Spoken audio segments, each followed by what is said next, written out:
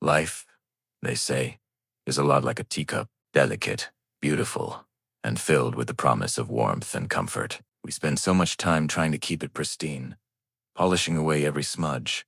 Terrified of the slightest chip, we cradle it, protect it, fearful of the inevitable clink that signals imperfection. But what happens when that teacup doesn't just chip, but shatters, when it explodes into a million jagged, unforgiving pieces? Today, we're talking about the art of putting the pieces back together.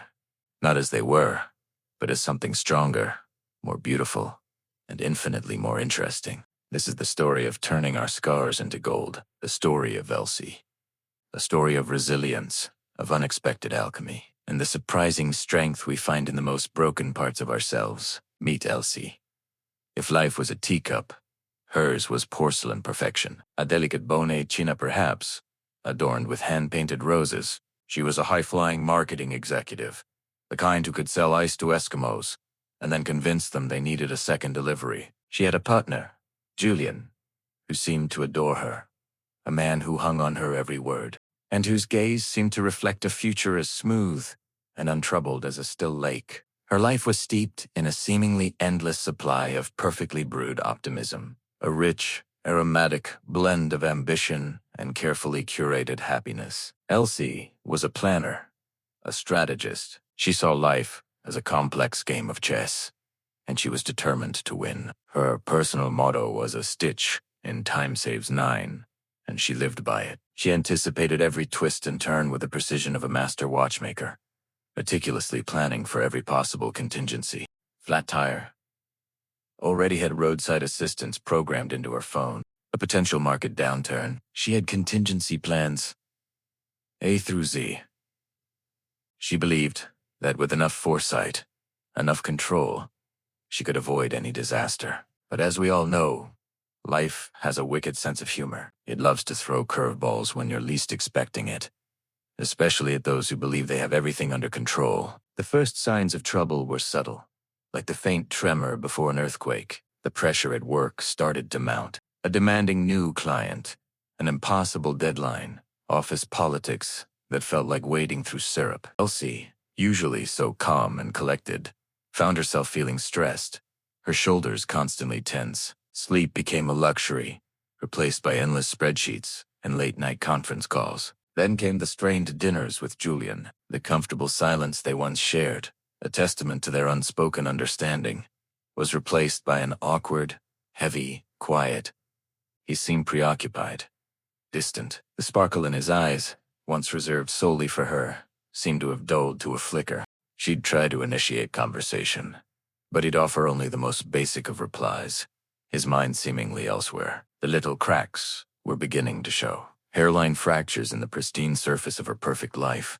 But Elsie, ever the optimist, just tried to patch them up, convinced it was just a phase, a rough patch, something they could weather together. This too shall pass, she'd tell herself, forcing a smile. But deep down a cold dread began to coil in her stomach. The seamless fabric of her life began to fray at the edges, like a silk scarf caught on a thorny bush.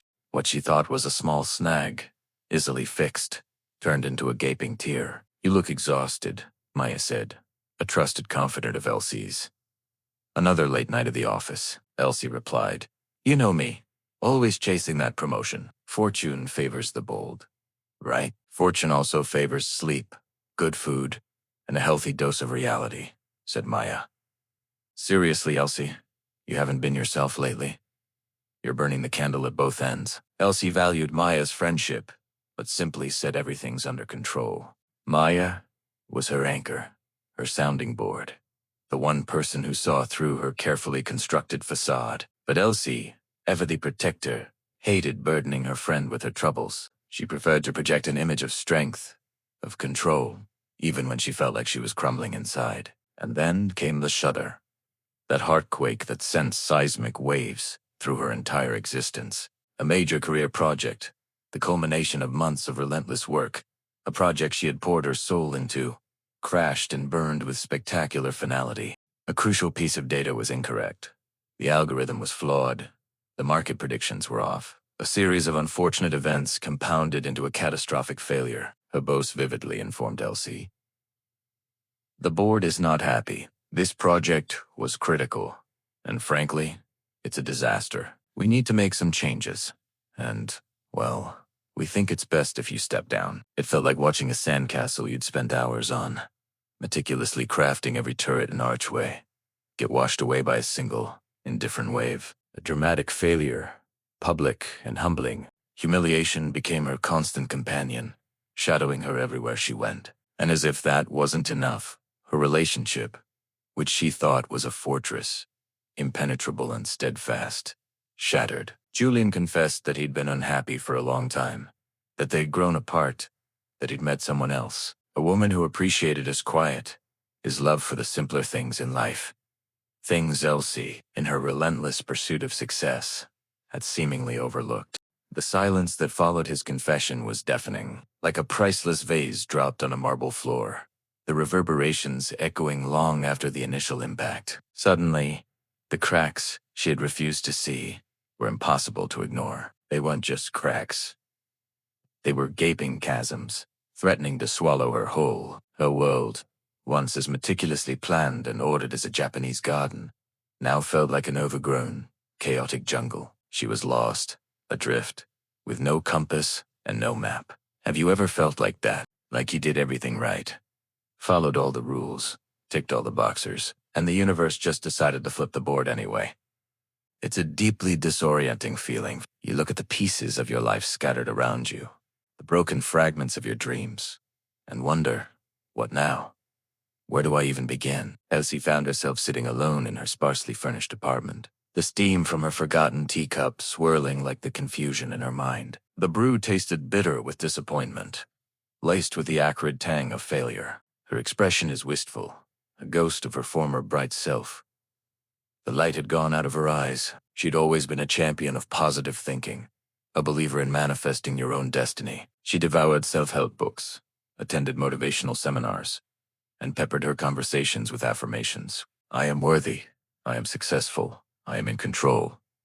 But now, all the positive thinking mantras, all the affirmations she had relied on, felt like hollow words, meaningless platitudes echoing in the empty chambers of her heart. She wasn't just swimming against the tide. She felt like she was drowning in a sea of negativity she couldn't escape, dragged down by the weight of her own shattered expectations. It was in that quiet moment of despair, staring into the abyss of her cold tea, that a memory surfaced.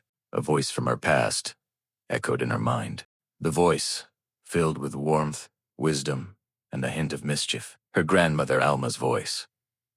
She could almost see the wrinkles crinkling around her eyes, the mischievous twinkle in her eye as she said, "Darlin', even a broken clock is right twice a day." The words hung in the air, a strange kind of lifeline in the storm of her thoughts. What an odd thing to remember. A proverb, an old wives' tale. She pictured herself as a little girl, curled up beside her grandmother, listening to these old sayings, not quite understanding their depth. Alma had a saying for everything. Don't count your chickens before they hatch. Still waters run deep. A bird in the hand is worth two in the bush. Elsie had always dismissed them as quaint, outdated remnants of a bygone era. But what did it mean for her now? Her teacup was cracked, the tea was cold, and her world was collapsing. Even a broken clock is right twice a day. Was it just a random platitude, a comforting but ultimately meaningless phrase, or was it something more? Was there a hidden message in those simple words? What could she possibly salvage from this mess? It felt like an impossible task, like trying to rebuild a house with nothing but splinters. Yet Alma's words lingered, a faint spark in the darkness.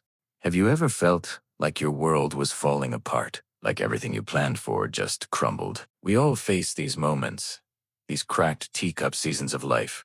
What proverbs or words of wisdom have helped you through a tough time? I'd love to read them. Share them in the comment below. Your story, your wisdom, could be the lifeline someone else needs to hear today. How does Elsie begin to piece her life back together? What secrets does she uncover in the wisdom her grandmother left behind? And what does it truly mean to be right, even when you're broken? That's what we'll explore next. What she will discover are lessons that had been hidden, and a life-changing secret kept away from her. Want to discover how Elsie turns her cracked teacup into a vessel of incredible strength? Make sure you subscribe and hit that notification bell so you don't miss part 2 of The Accidental Alchemist. Turning scars into gold. Let's continue this journey of learning and growing together. Thank you for being here.